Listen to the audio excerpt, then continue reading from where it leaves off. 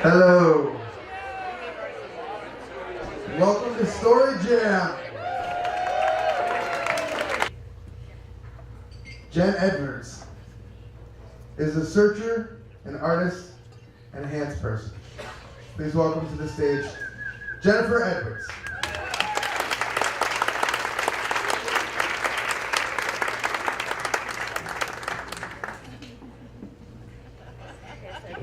My handwriting sucks. It was artist, farmer, handy person. I'm working.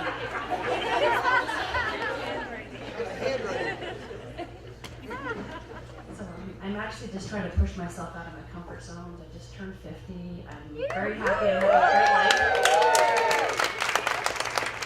But I'm going to tell you one of my Google stories from when I was a kid.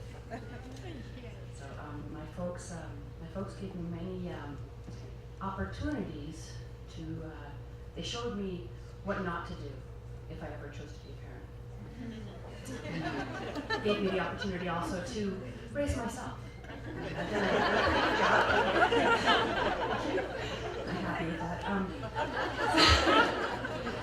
But when I was a kid, my folks took my sister and I sledding to Rock Cliff Park in Ottawa, Ontario.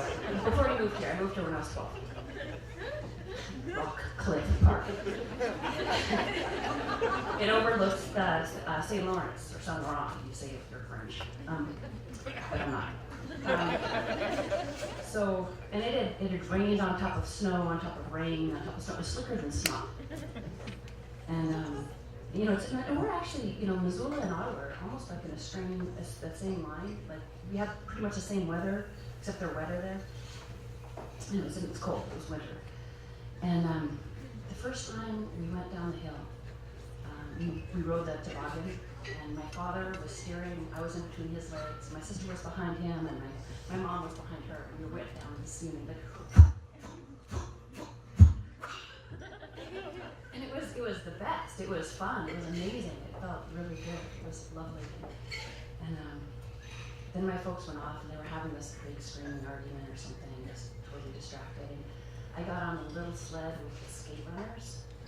And I said, let's go again. And my sister, who, when I was brought back from the hospital after I was born, said to put her back. She said, oh, okay, and she pushed me. I was 4-ish, and I didn't know how to steer the sled, and like I said, it was slicker than snot. And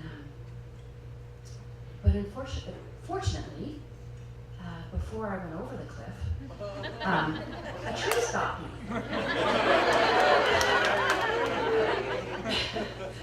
And I can remember a few things about this time because I hit the tree face and leg first, and at one point this stranger came up and picked me up and he said, well, just grab your leg and hop up the hill. And he was trying to lighten things up for me.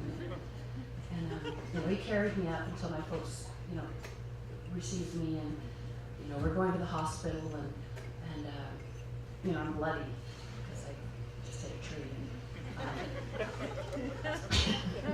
My mom's holding me as my dad's driving to the hospital, and my mom notices that there's bone sticking out of my leg, my pant. I know, I'm sorry, is anybody squeamish?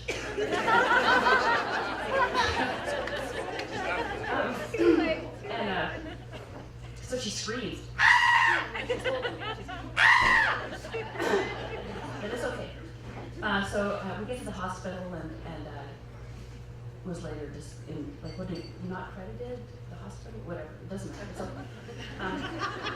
But they're setting my leg, and they're pulling it, and I guess at this point I'm screaming, and orderlies are holding my mother back, and she's having a thing. But they set my leg, and, well, part of the story is that I ended up like I was 6 weeks of traction, and then I was in a body cast. It all worked out okay. I'm pretty athletic. I turned out to be like, a runner, and I did different things. It all worked out. But I got back at my sister in the emergency room. I I stuck my tongue out through the new mouth that had just been created, right below my other one, and I made a puke.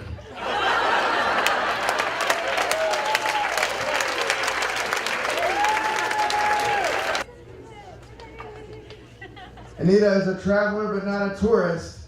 Please welcome to the stage, Nita Maddox.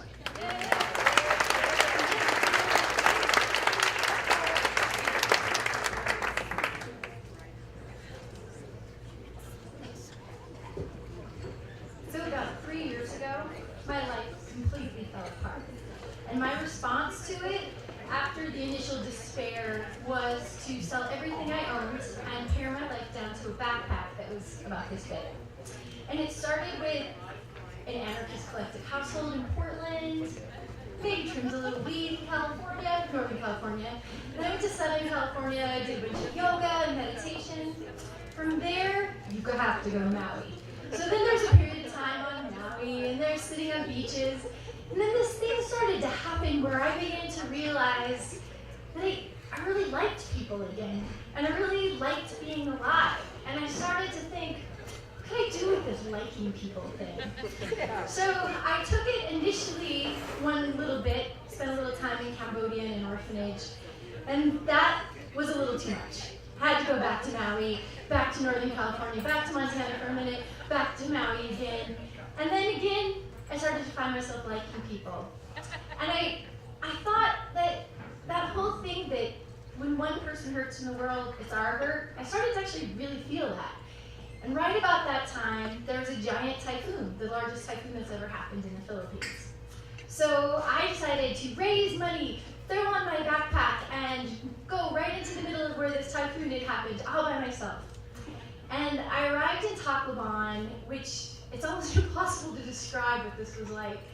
After sleeping all night on the floor in the airport in Manila, I arrived in a city where the typhoon, when it hit, it was at its crest. And so, like, you know those big boats that they haul cars on and things like that? It had actually hit so hard that had gone through about 5 city blocks and wedged 3 stories high into a building. And as we traveled through, there were cars flipped upside down. It was truly a post-apocalyptic scene.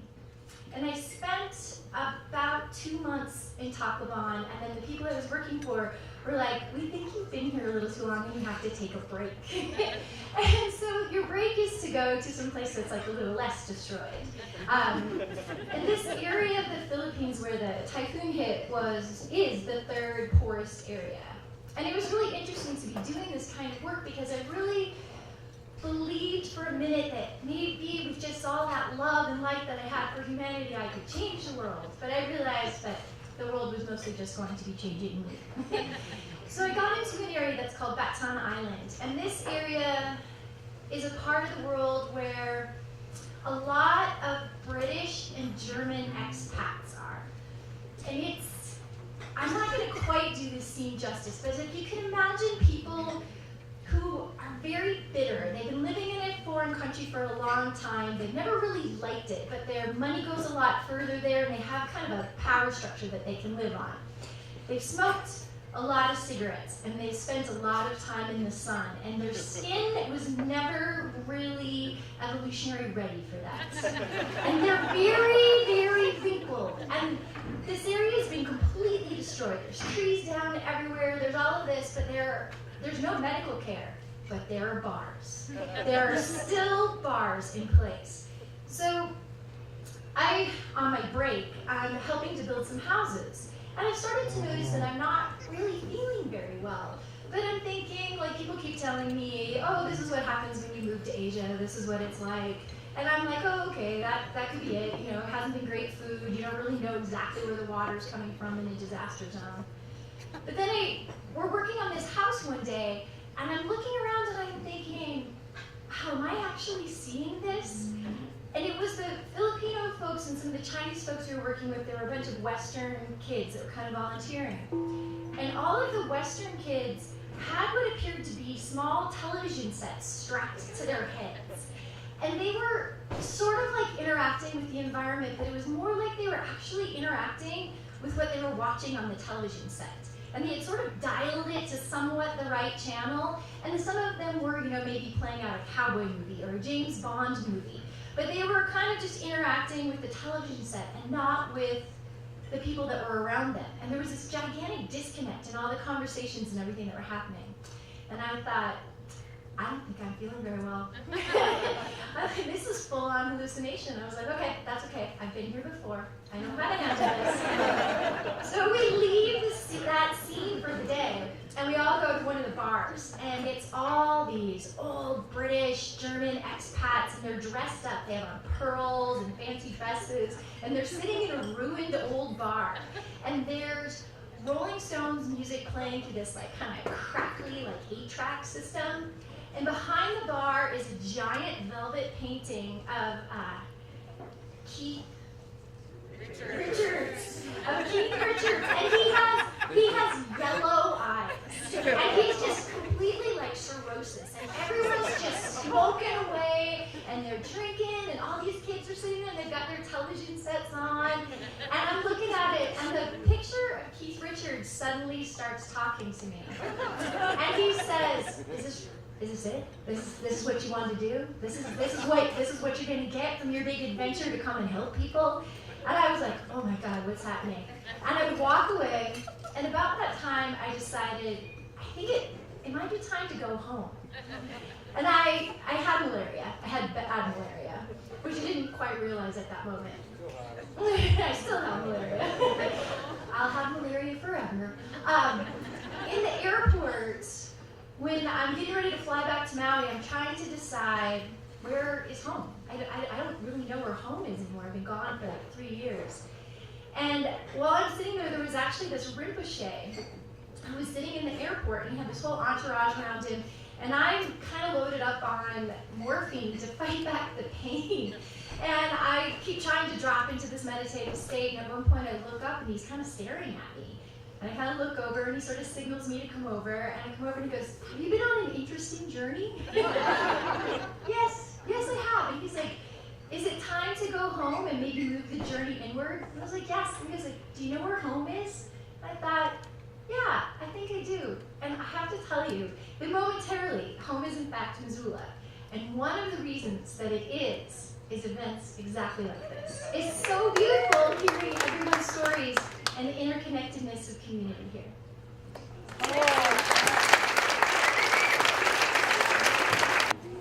Marley Niland is a student at the university from Seattle, Washington, who loves music more than life itself. Welcome, Marley.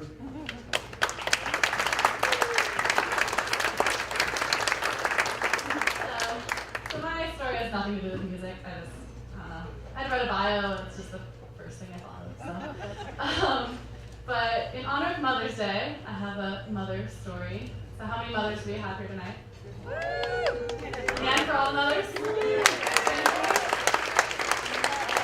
So my grandma, Connie, I never got to meet her, but she apparently was a kick in the pants, as my mom always says. As everybody in my family says, really. But, and when my grandpa Dave died, and someone asked her about his burial, where was he buried? She said, he's swimming with the fishes. And she had strewn his ashes at this rock. There's this rock on the coast of Maine called the Kimball Rock. And that's where the ashes of people in the Kimball family have been spread. And Connie always used jokes in time of pain. It's how she dealt with it, but gotta do what you gotta do. So when I was in 4th grade, I was about 8 years old, my uncle passed away. He was my mom's brother. And I didn't really fully understand what was happening. I was so young, and I was sad, but I was so young, and I was just confused of where my friend went. And so we all went as a family to Maine to spread his ashes. And I was so excited because we never go places. We never go on vacations. I was so pumped. And we went on a road trip, and it was awesome. And nobody was really that excited except me. Everybody was pretty somber. It's a sad event. We're going to a memorial, but I was just this little 8-year-old. Oh my gosh, it's the beach, crabs, rocks everywhere, and just freaking out. I'm just so excited about the beach. And it was all cold and gray and cloudy, and the weather was pretty shitty, but to me, it was just Disneyland. I'd never been there, so it's the closest thing to it, pretty much. And my siblings were just, they weren't fun. They were sad. I was like, what is happening, you guys? Come on, it's family vacation. I just didn't get it. I was like, whatever, I'm gonna go play on the beach. So after we did the whole memorial thing, we spread his ashes, I saw the beauty of it, but I still kind of, up here while everybody was down on earth, really knowing what's happening. I was just up there like, oh, this is cool, I guess. But then I went out on the beach later, and I saw my mom, and the tide had come in at this point, so the rock was completely submerged. And my mom was just standing out there on the rock. And I was like, Mom, what are you doing out there? And I wade out there, and I don't say anything. I just stand on the rock with her. And I look down, and our toes are both red. We have red painted toes, because the day before my Aunt Patsy had done pedicures for us, and we just hugged and looked at our toes. We were just so, I don't know, not happy, not sad, we're just together. And I really remember this moment. I really, really remember it, because it was the first moment I ever saw my mom as somebody more than just my mom.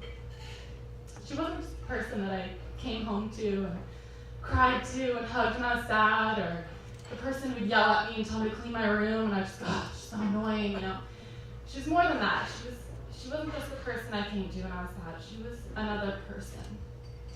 And it was the first time I ever really felt that. And I know that I think all of us, if we can look back, if we look hard enough, we can all think of that moment with our mom. Thank you.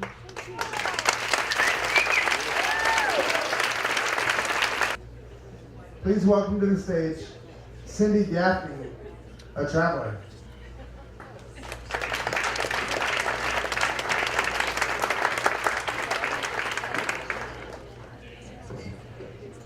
I wanted to tell the story because Pat Williams told Butte stories. I grew up in Butte, and growing up in Butte, you are imbued with a sense of honor for enduring as much pain as possible. I went back to Butte when my son was about 9 years old in the 80s, and the first time he'd been back there when I could really tell him stories about Butte and pass on that sense of pain. And so I was driving with him uptown and started in, the miners fell down the shafts, and there were dynamite all over the place, and it was really hard living here. And we're going up Montana Street toward the hill, and I looked over at him, and I noticed he was looking out the window, and we passed by this guy who was walking on the sidewalk, and he didn't have an arm. And my son was looking at him, and I noted that, and so I kept going on about how hard life was in Butte. And we were a little further up the street, and we passed by this guy, and he didn't have a leg, and he had a peg for a leg, but he's making his way up the hill. And I looked at my son, and his eyes just really was following this guy, and I thought, he looked over at me and he said, you kind of eats you alive.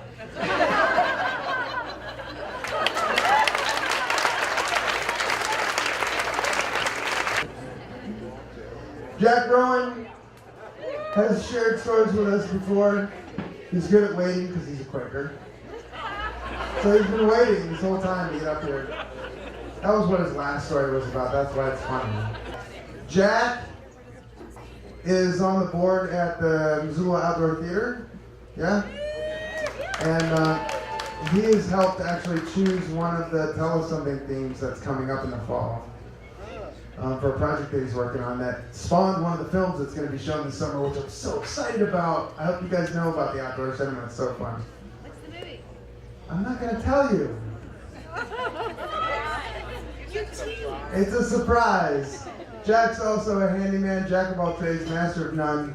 Lots of other great things about this guy. Love him. Bring him to the stage with lots of applause. Jack Rowan.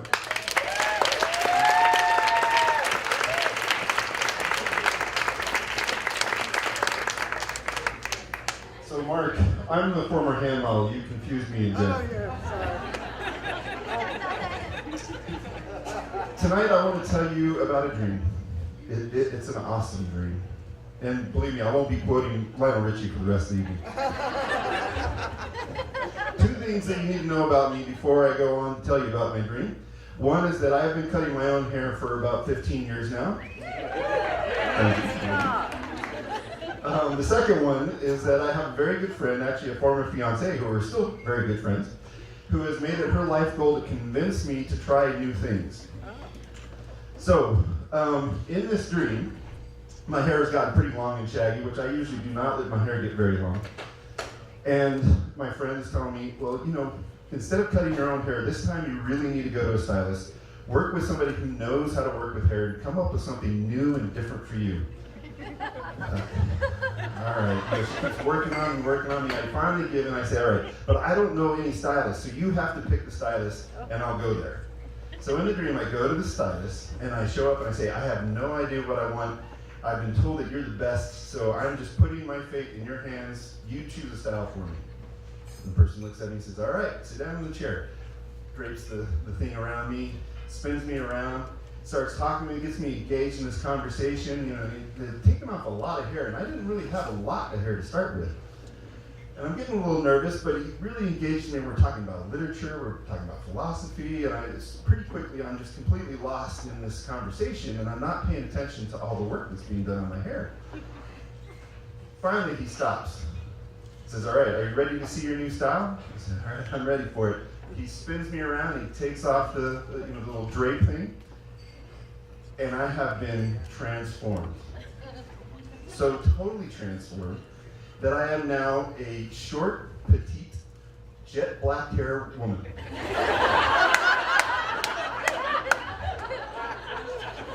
And this is a little surprising for me. And I might even been a little bit pissed off if it wasn't for the fact that, damn, I was cute. And I really wanted to get out a cell phone and take a selfie of myself because I knew I was never going to be this cute again. But I couldn't find my phone.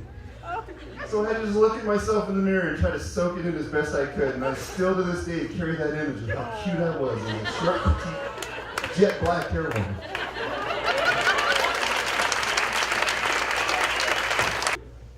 Stuart Landers is a Missoulian, born and raised, as well as a musician. Please welcome Stuart.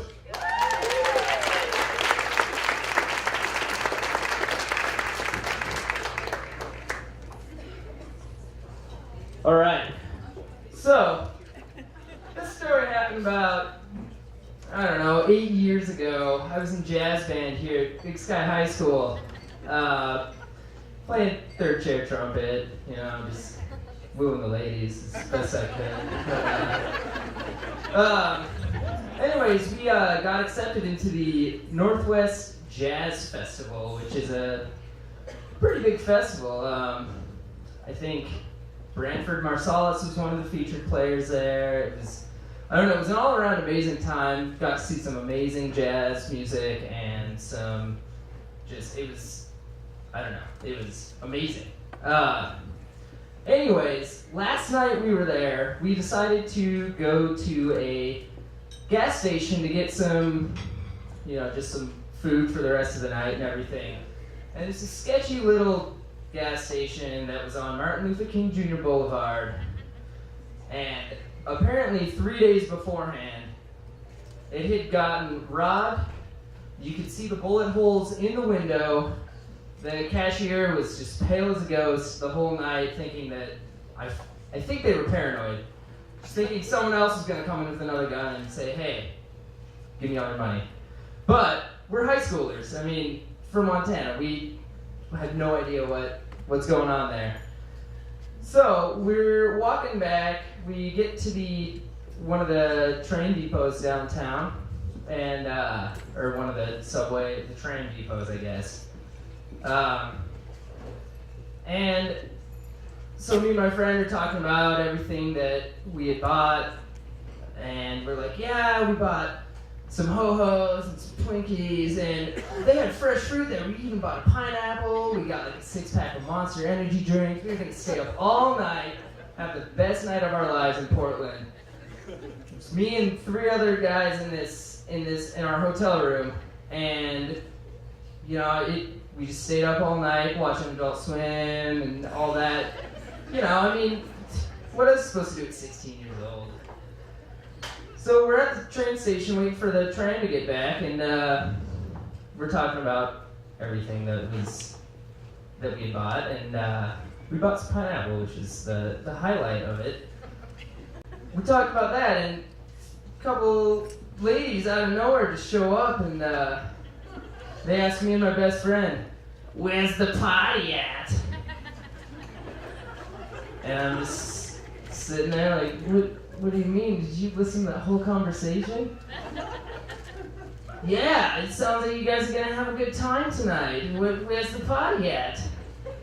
Sure enough, my friend Mike, he's like, "Oh yeah, well, it's in our hotel room, you can come by, whatever, and let's just hang out and have a good time." Ends up exchanging phone numbers with them, and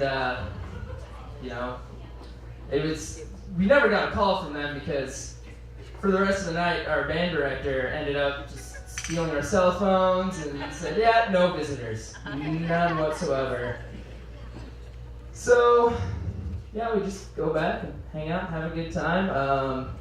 I have a feeling they were pretty questionable ladies. They smelled of heavy perfume, which I think was masking the vodka that I could smell on their breath. But yeah, I don't know.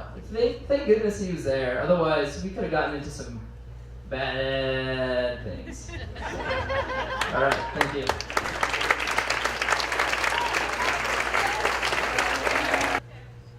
Ingrid Luco. Ingrid is a musician, student at Hellgate. Yeah, and first time on the Tell Us Something stage. Please welcome to the stage, Ingrid.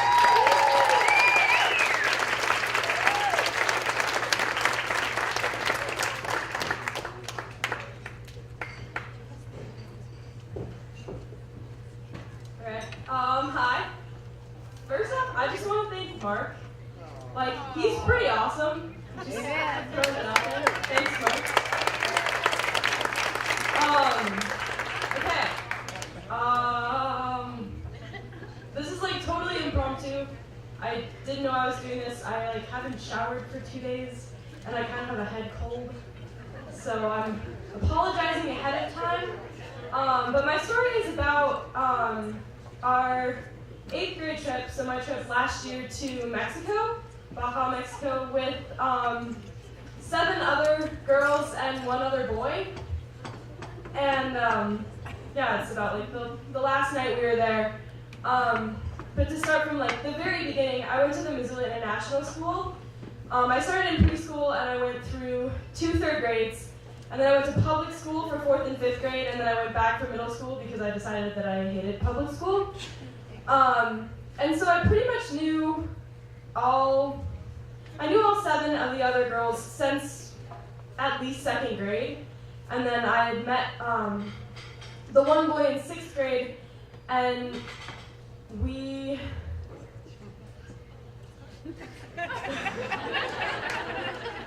all knew each other really well, to say the least. And with MIS, in 6th and 7th grade, you go to the Teton Science School, and then in 8th grade, you get to go to Mexico, which is the best field trip ever, hands down. And we had, I personally had the most amazing experience ever. I was talking to 2 other 8th grade girls who had just gotten back last night. They didn't get back last night. I was talking to them last night. And I was like, yeah, that trip totally changed my life. And I was being really genuine. And I thought it was a moving thing to say. And they're like, wow, that was really cheesy. I don't know. It changed my life. Anyway, so here's the story of the last night we were there. We went to this really, really beautiful beach. And we got there about 2 hours before the sun was going to set. And we were walking around, and one of the head directors, his name was Pablo, who's the coolest. He took us down this little path, and we got to see some mangroves, and saw all these different whole seashells that were this big. the ones you find in stores. And then we were walking back to the real beach, and one of the girls got lost. She was having some trouble keeping up. I don't blame her. Walking in the sand in flip-flops was pretty hard. And I don't know, everyone was talking about how Baja, Mexico was kind of sketchy around then. And when she got lost, she ended up running into some people, and they were like, "Do you need help?" Like, they seemed kind of concerned for her, because she seemed pretty concerned. And she's like, "Yeah, I think she said something like, I'm just looking, like, where did all the white people go?" And they ended up pointing her in the right direction, and they offered her some soda. She didn't take it. And then she found us, and right when she saw us, she just broke down. She started sobbing. She's like, "Oh my God, I was so scared. Like, I was lost, and these people offered me a soda, and I really wish I would have taken it, but I didn't." And she was just sobbing, and I think both of the teachers were really relieved that she was reunited with us. It was kind of, I don't know, it seemed pretty nerve-wracking. She was pretty shaken up. And then the second part of this story is, I have two really good friends. I'm not going to put one of them on the spot. But they're both super, super into animals. Like, two of the most caring people I know. And the whole, like, throughout the entire trip, they're like, "Okay, we need to catch a pufferfish. Like, this is just something that has to happen." And so it was the very last night, and the sun was setting, and it was like picture perfect. And we were all just kind of like splashing around at the beach. And we heard like this screaming, like this screeching, like teenage girl, like, "Oh my God, I'm so excited," kind of screeching. And so we all like were looking around, seeing what was happening, and they had like pushed this pufferfish up onto the shore, and it blew up. And then the one girl like scooped it up in her bathing suit top. It was like one that was like a tank top, and she like scooped it up in her bathing suit top, and they were holding it, and like they both just started crying, and they were just so excited. They're like, "Oh my God, this is actually happening! Like, I'm holding a pufferfish." And it was just like, I don't know, it was super cool to see both of them like that excited. I don't think I've ever seen any two people that excited before. Yeah. Then like, I don't know, the sun was setting, and we were able to like walk back to our like bus thing, and like look over the ocean at the sunset, and it was really amazing. And that's the end of the story that changed my life, the trip that changed my life.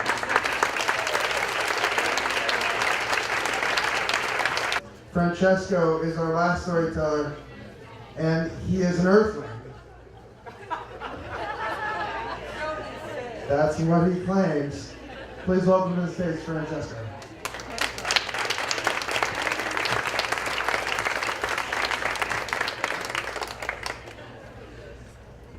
Bright up here. I just thought maybe we could do a little call and response so that I know that you're out there too. So if I say, "Hey," you say, "Ho." Ho. Ho's cool. Hey. Ho. Hey. Ho. Hey. Ho. Okay, how many of you came to Missoula on the Greyhound bus if you're not from here for the first time? All of us. I got an Ameripass, 30 days unlimited travel, and I ended up here. But anyway, this is a story about another Greyhound trip. Well, my mom had moved to Florida, back to Florida, so I had to go down there and pick up some stuff. Basic premise of the story. I was living here, I got on the Greyhound, and it was about a 3.5 day ordeal. Those of you on the bus know about that. But I got to Florida, I met up with my family, we had a great time. My cousin Sylvia, we're like this. So we had another one of our dangerous summer of fun tours. We swam with sharks, we drank a lot, we had a good time. So to come back, I was like, there's no way in hell I'm getting back on the Greyhound bus for 3.5 days.